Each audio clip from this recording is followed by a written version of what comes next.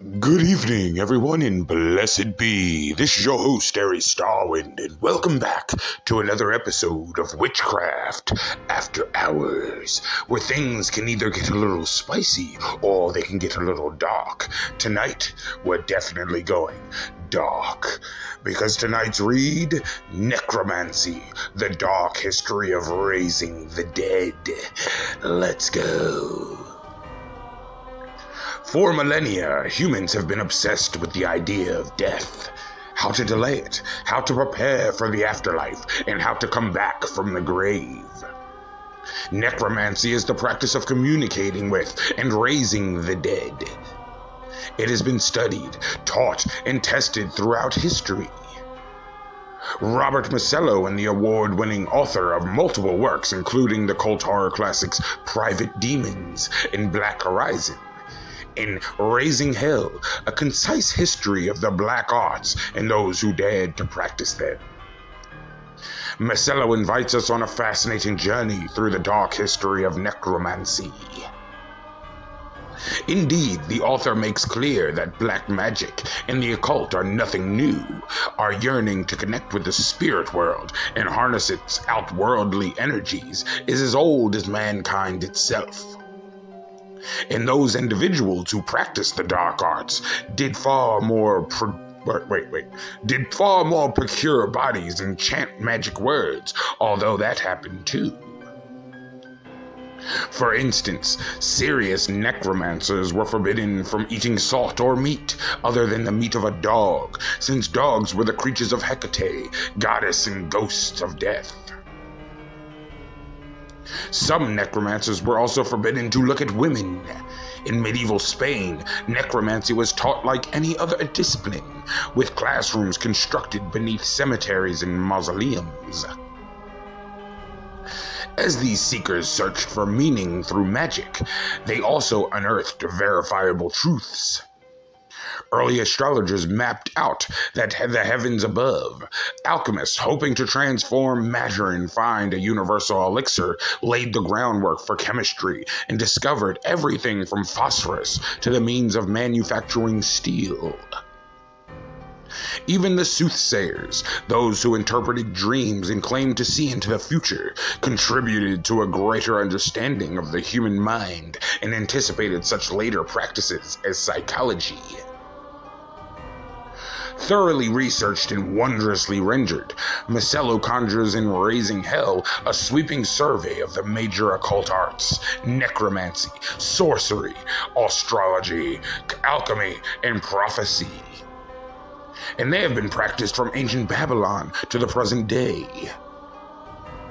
Whether tracing the origins of occult symbols like the sacred circle and the pentagram, reviving the incarnations and prophecies issued forth by 14th century seer Nostradamus, or unearthing long-lost tales of ancient rulers who turned to necromancers in times of distress, Masello's Raising Hell offers a fascinating look at the history of the black arts and those who risk their lives and their souls to explore them.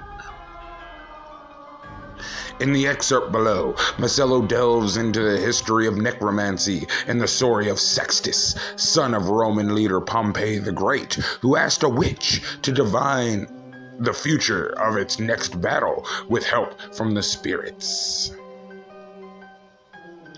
Of all the black arts, undoubtedly the most dangerous was necromancy, the summoning of the dead. In a way, it was the pinnacle of the magician's art, the most extreme and impressive feat he could add to his professional resume.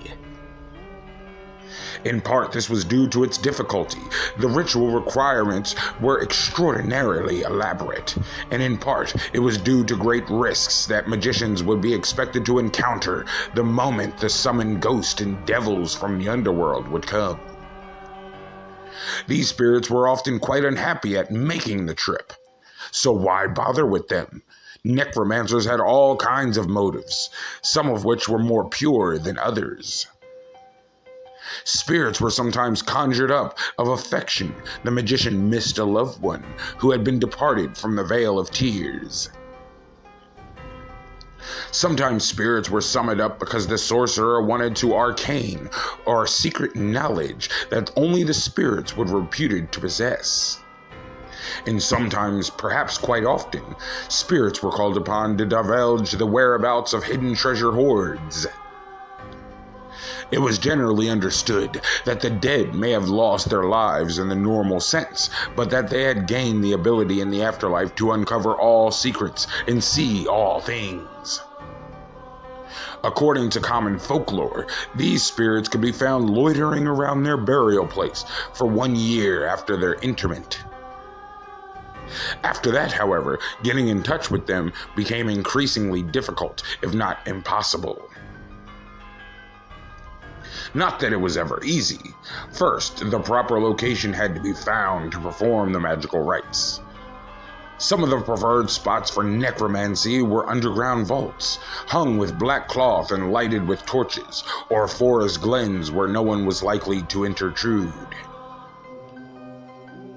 Crossroads were popular too, perhaps on the theory that many souls, both living and dead, were accustomed to passing by. Ruined castles, abbeys, monasteries, churches were all considered good venues, as were, of course, graveyards. The best time for necromancy might be expected, midnight to 1 a.m. If a bright full moon hung in the sky, that was fine. But even better was a tempestuous night, one filled with wind and rain, thunder and lightning. And it wasn't just for effect. Spirits, as it was thought, had trouble showing themselves and remaining visible in the real world, but stormy weather for some reason helped them in their efforts. The necromancer had many preparations to make. In the 9 days preceding an attempt to raise the dead, he and his assistants were required to steep themselves in every way imaginable in the gloom of death. They took off their normal, everyday attire and put on faded, worn clothes that they had stolen from corpses. As they put them on for the first time, they were required to recite the funeral rites over themselves. And until the actual necromancy had been performed, they were forbidden to take their clothes off. There were other restrictions too. They were not allowed to even look at women. I guess so only guys did necromancy back then? Well, let's keep going. The food they ate had to be taken without salt because salt was a preservative, and in the grave the body, putrefied, did not remain intact. Their meat was the flesh of dogs, for dogs were the creatures of Hecate, goddess of ghosts and death, whose appearance was so terrible that anyone conjuring her was warned to avert her gaze. One look at her, and the mind would be destroyed. My goddess is Hecate, so look, I get it. But Hecate is the most beautiful woman ever in the world. But let's keep going. And in a kind of necro-romantic version of the Holy Communion, the bread they ate was black and unleavened. Their drink was the unfermented juice of the grape. These symbolized the emptiness and despair of the realm they were about to explore. In all preparations, the aim was to create a kind of sympathetic bond between the necromancers and the souls of those they were hoping to summon. Once everything was in order, the necromancer and his accomplices went to the churchyard and, by light of their torches, drew a magic circle around the grave they were planning to disturb and set fire to a mixture of henbane, hemlock, saffron, aloes, wood, mandrake, and opium. After unsealing the coffin, the body was exhumed, then laid out with its head to the east, and its limbs arranged like those of a crucified Christ. Next, the body's right hand, the necromancer placed a small dish, burning with a mixture of wine, mastic, and sweet oil. Touching the corpse with his wand 3 times, the conjurer recited a conjuration form of grimoire. Though the wordings of these conjurations differed from book to book, one of them went, "By the virtue of the holy resurrection and the agonies of the damned, I conjure and command thee, spirit of the name of the person deceased, to answer my demands and obey these sacred ceremonies on pain of everlasting torment. Berold, Berowald, Balbin, Gab, Gabor, Agaba, arise, arise, I change and command thee." In a slight variation, if the soul being summoned had committed suicide, the sorcerer was required to touch the cadaver 9 times and invoke it using other powers, including the mysteries of the deep and the rites of Hecate. He could also ask it why it had cut short its own life, where it resided now, and where it was likely to go hereafter.